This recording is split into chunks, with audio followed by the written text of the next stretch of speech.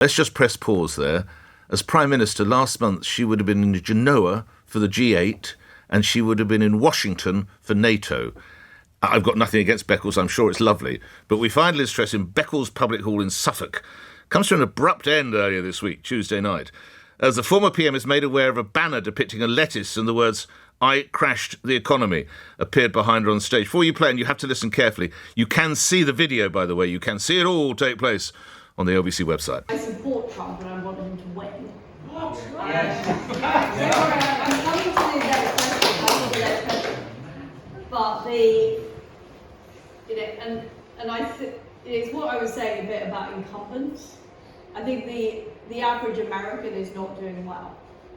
And people do vote on, I think it was Bill Clinton's advisor who said it's the economy stupid. So I think that he will probably win. On that. I've got a load of Trump questions, by the way. But what?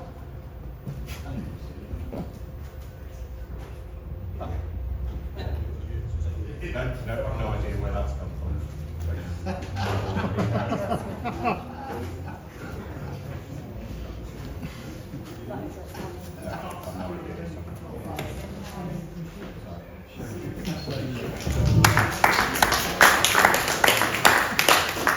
It was put together by the campaign group led by donkeys. They said she's avidly supporting Trump. Actually, she's lending the weight of the office of British Prime Minister, which she held, albeit for a short period, to the pro-Trump campaign. We thought, says the group, she's aligning herself with the far-right America. Sometimes, not always, sometimes one of the best approaches to the far-right is to laugh at them. Well, yesterday, Liz Truss's former Chancellor, Kwasi Kwarteng, very instrumental, of course, in that budget, spoke with the global podcast, The News Agents, about this. Kwasi was sacked by Liz Truss after just 38 days in number 11, shortly after delivering that catastrophic mini-budget. So John Sopel asked, is Liz Truss well? Yeah, look, I think she's an unusual person. I think it takes a great strength of character to get to the top, to get to where she did. What does that mean, though? I think she's unusual. I think she's someone who has got tremendous determination, tremendous drive, tremendous sense of urgency.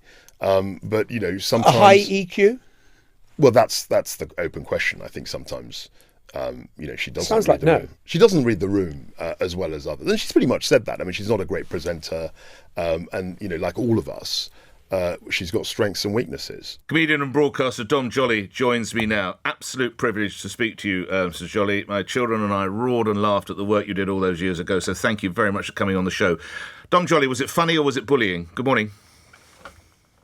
Morning, Nick. I thought it was very funny. It's very led by donkeys. They've obviously got this. They've obviously invested in this remote control banner dropper. They did it with Nigel Farage, saying he's a friend of Putin, and then they did it with Liz Truss.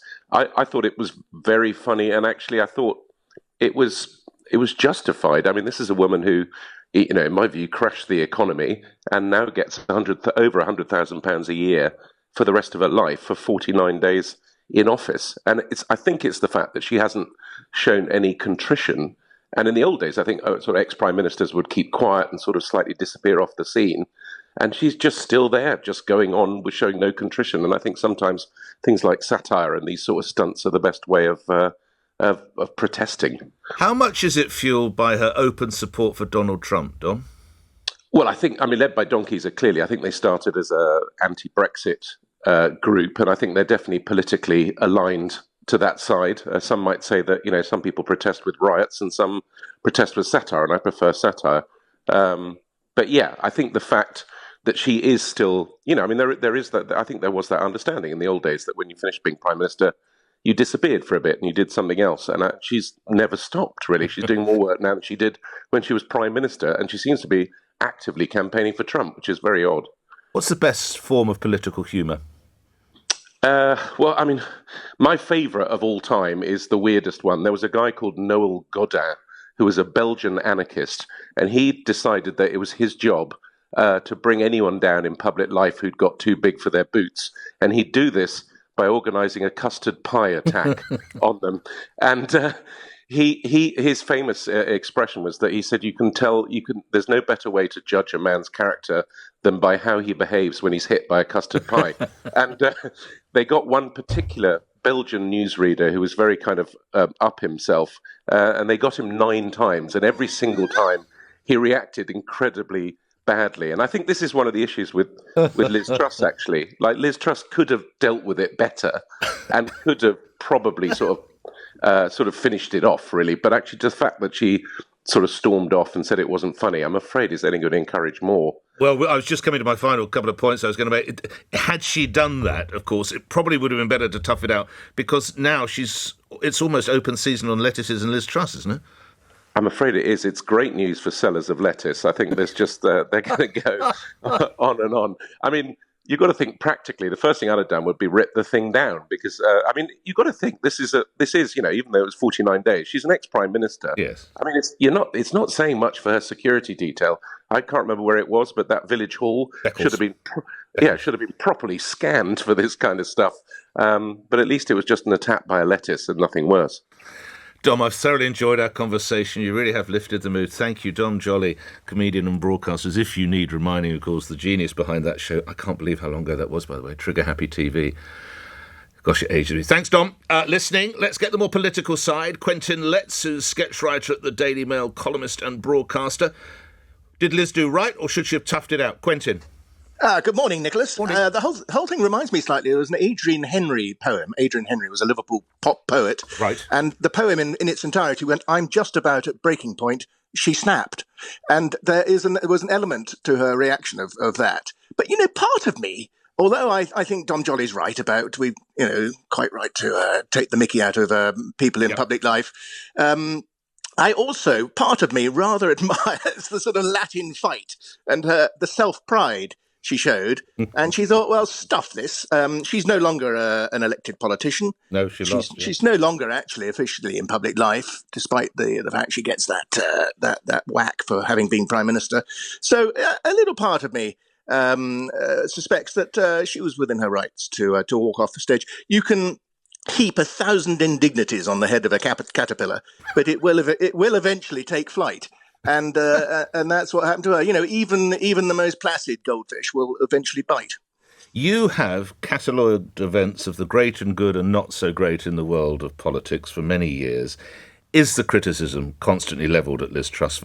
How fair is the criticism constantly levelled at Liz Truss?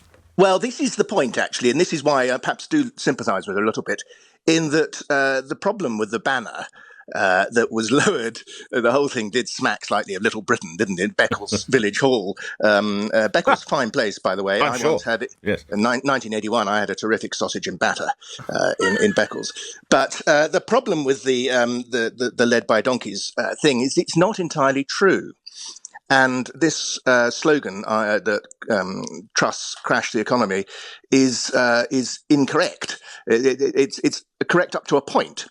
But the Bank of England itself has accepted that 2/3 of the crash on the markets was caused by the bank itself. So, and you also have to remember that at the time that Truss became Prime Minister, inflation was already at 10%, and that the Bank of England, the Treasury, the Office of Budget Responsibility, they've themselves not covered themselves in glory over the years. So that's where politically, I think it becomes a little bit more smelly, this business. There's an attempt to blame Truss for everything. The establishment is just trying to get out of blame itself.